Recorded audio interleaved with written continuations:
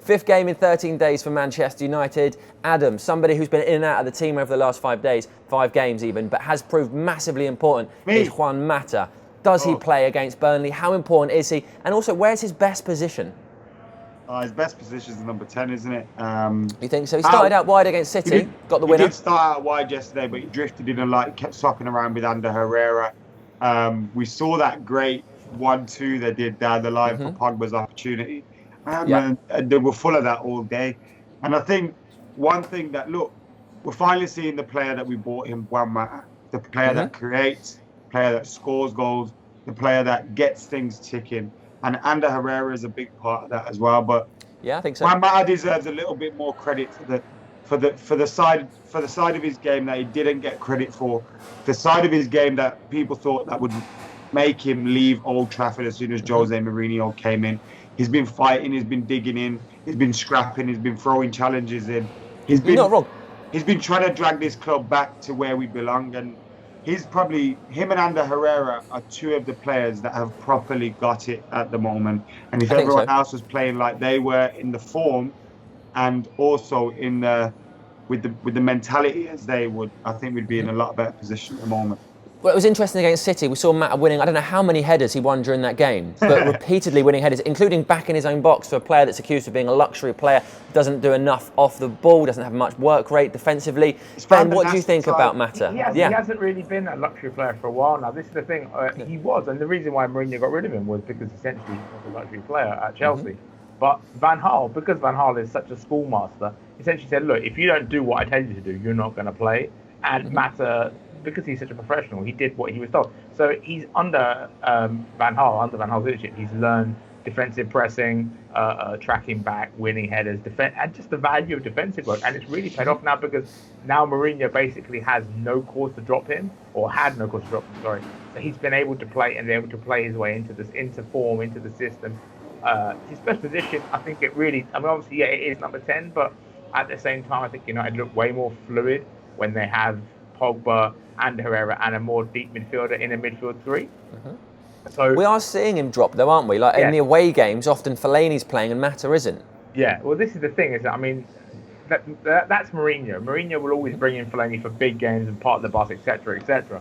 That you have to accept that. But I think what Mata's shown, the thing is, we're playing him on the right wing. You could play him on the right wing, and he essentially, like Adam says, he comes in, he links with Ander Herrera. There's a lot of fluid movement there. But the problem then is you're lacking width on one flank. Now, you could get away with that if you had a really, really, really good right back, like a Dani Alves, a Philip Lahm. Like a Tony Valencia? Well, Tony Valencia 6 years ago, maybe. 6 years. Yeah, not Tony V from now. That's the thing. He played well. He had a good season, but it's interesting having a good season and being the kind of right back who can dominate an entire flank. If United signed Fabinho, for instance, from Monaco, they may have had enough at right back to basically play Mata as a false winger. I think he might have been a bit harsh on Tony V. I think he's been in incredible form considering he's hardly played for a couple of seasons. Yeah, no, he's playing well, but he's very much a right back. I mean, when you talk about players that can dominate an entire flank, you're talking about this maybe like on the right. Anyway, there's maybe like 2 or 3 in the entire world. There's not many, and Fabinho has that kind of talent that could elevate him to that level. If he had come, but United didn't want to pay the asking price or whatever it was. I don't want to criticise Tony, but I think he's played very well this season. But I just think, really, for balance in midfield, United need to play Mata as a winger. Ben, how important is Mata for you? Where should he be playing? And should he be on the pitch in every game?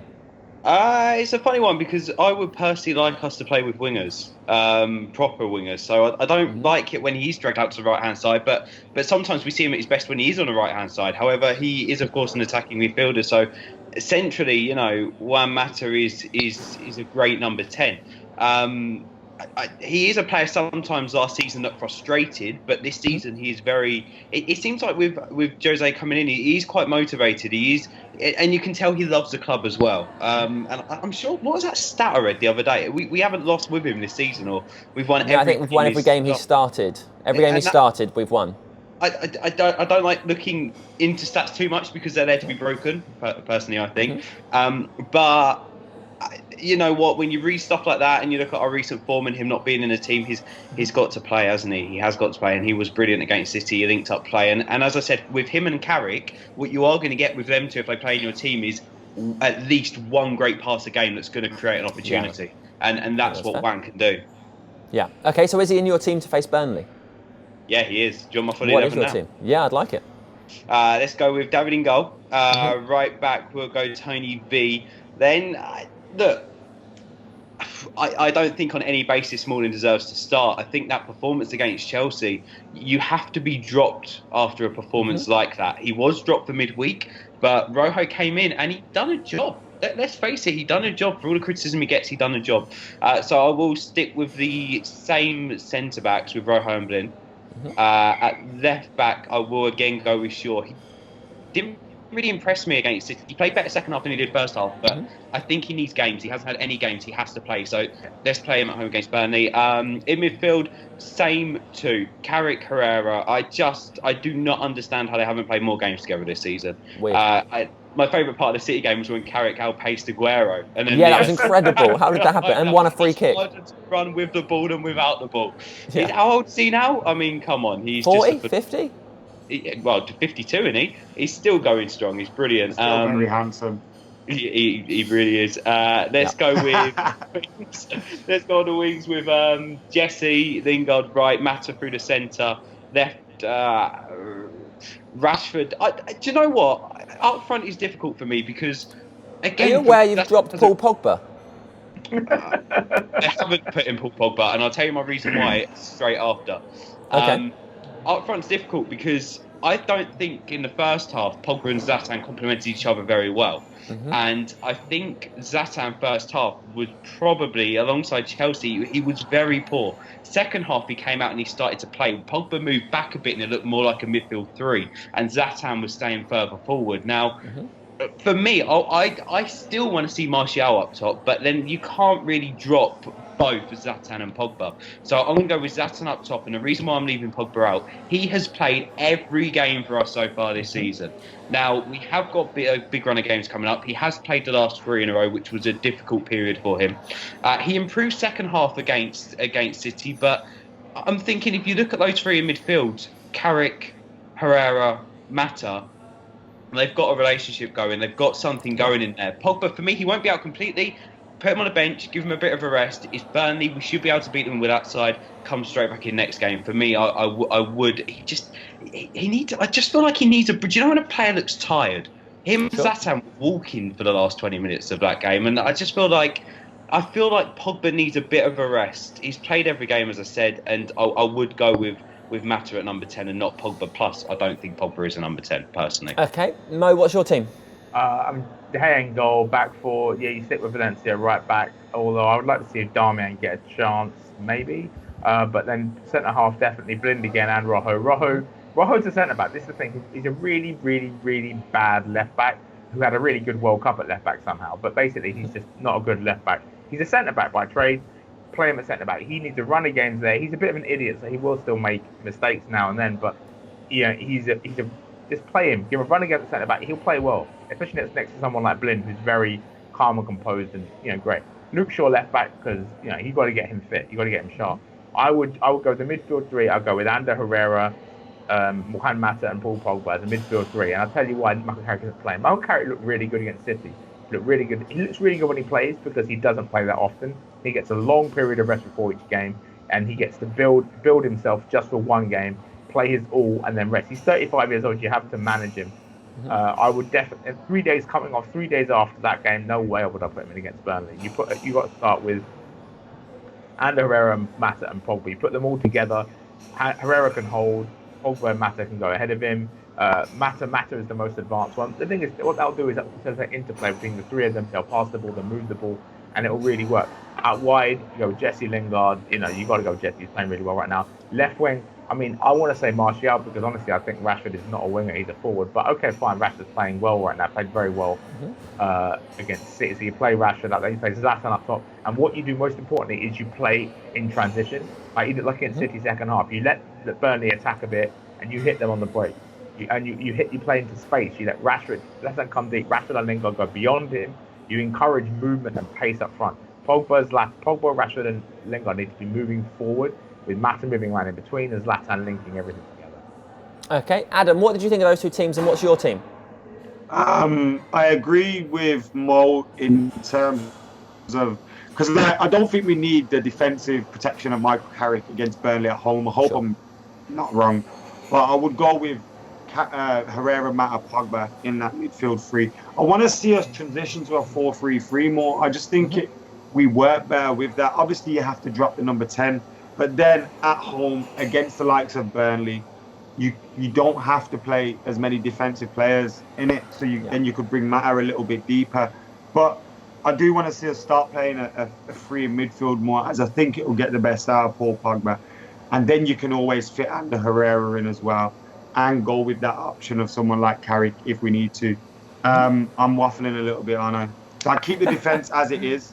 I'd go with the midfield three that Mo said. And then my front three would be, is it time Mkhitaryan gets a start, or at least comes onto the bench? I'm not sure. So. It's part of it, really, but I mean, Mourinho's not that. Mourinho's Joe Colin. He's not that play. I'd go Lingard. I hope Marshall's back, and Zlatan. Give Rashford a rest. He played against Liverpool defensively quite well, but we put in a shift against Manchester City. He played well, but I feel sometimes with our football, with Marcus Rashford, when you're going to play him out wide, you've got to, like yesterday in the first half, Zlatan was just, and everyone else was just passing the ball to him straight away. So then he had a fullback and another defender in front of him, and he has to beat both of them. Whereas if they just paused it, which Zlatan did in the second half, and just held the play a little bit more and waited for Rashford to get on the move and free him, I think that's when we look a lot more dangerous, when we play with players moving. When we play with players that are static, it's like Louis van Gaal football all over again, where there's no actual progression and there's no one moving forward. We saw when Ander Herrera and Matt played in those triangles, we got forward quick and we looked a lot better.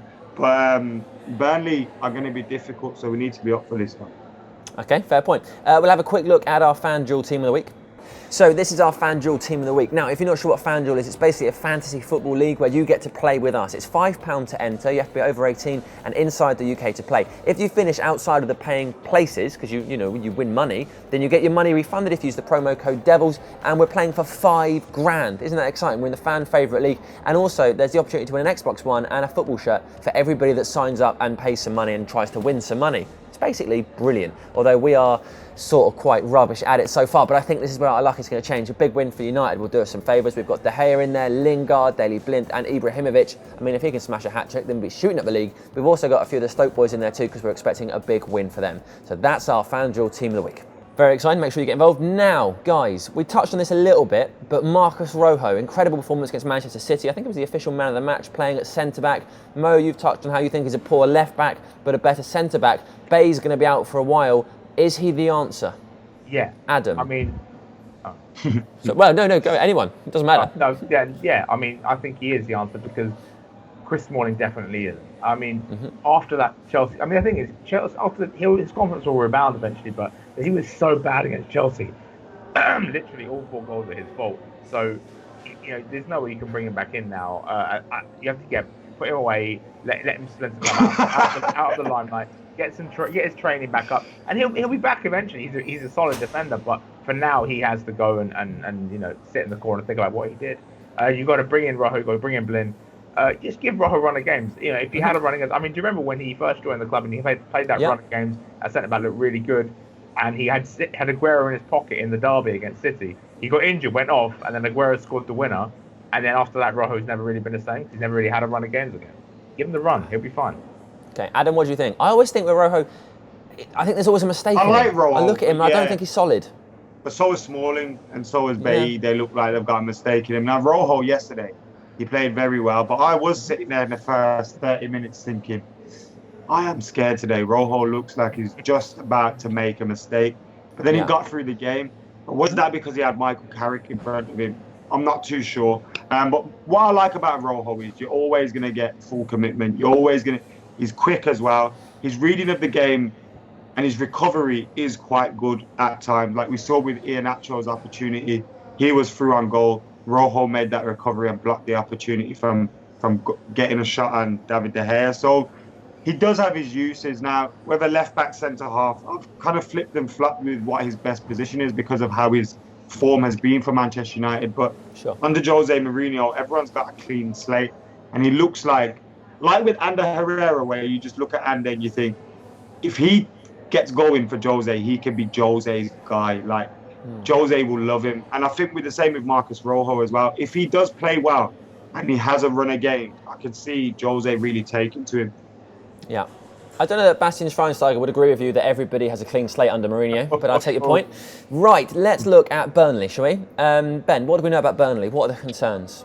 I don't know. They're going to be one of those. They're going to be up for it, aren't they? At the end of the day, they're going to want to play. They're not obviously this season. They're going to be fighting just to stay in the league. So every game for them is a big battle. They're also going to want to come to Old Trafford and get some sort of result. And just going back to what Adam said then about Rojo as well. It's interesting that you mentioned Michael Carrick.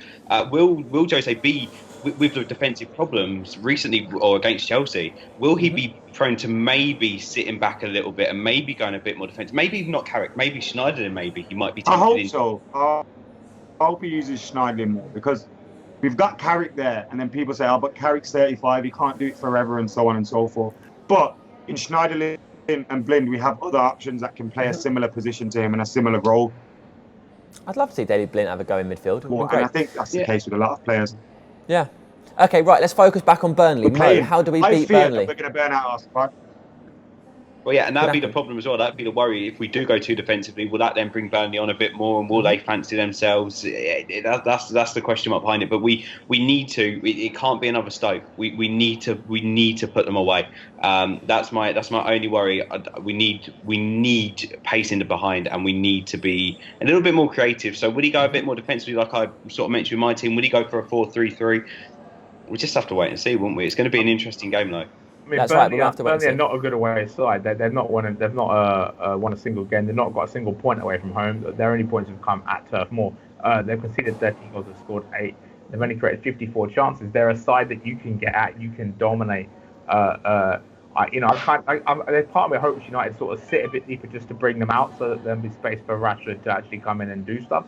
But either way, United have shown. I mean, against Stoke, United were brilliant and really, really, really good in that. I think. The international break came at the worst possible time for United, because had they played another game like 3 days or a week after the Stoke game, I think they would have won the game easily, and it would have been, the form would have picked up, because the Stoke game was a start of something. But then the international break reset everything, came back against Liverpool, but you have to play defensively, and we all know what happened. I think Burnley, they're not a great side, but they can be obstinate. They could be like Stoke, where they could just sit in deep and try and block United off. I don't know if you could draw them out. I think I would try and do that, but even if you can't draw them out, you'd have to stick with it. Have to really go for it. Don't Ander Herrera defensive midfield, Rojo and Blind just constantly try and exploit them, use the flanks, and just go at them. I mean, they've only, what is their shot actually this season? 33%. They're not some going to beautiful really stats in there. They're not really going to hurt you on the break. They're not a devastating side, especially away from Turf Moor. If this was at Turf Moor, it would be a very tricky tie. But away from Turf Moor, they're not that good. United really need to go at them hard, fast, and really win this game within the first half an hour. Okay, really, don't have to worry about them. Here we go, guys. Predictions. Okay, this is it. Nice and quick predictions. Mo, go. 3-0 United. Ben. Well, from what Mo's just said, I'm going to go 5. Adam. I think we're going to score 4 again. 4-0. All right, well, I 4-1, because I've got to say something different. Guys, thank you very much. Everybody else, get in the comments below. Let us know what you thought about all the things the boys just discussed. And also make sure you subscribe to Full Time Devils, because it'll improve your life. Or, it might not, but it could do. Anyway, see you later.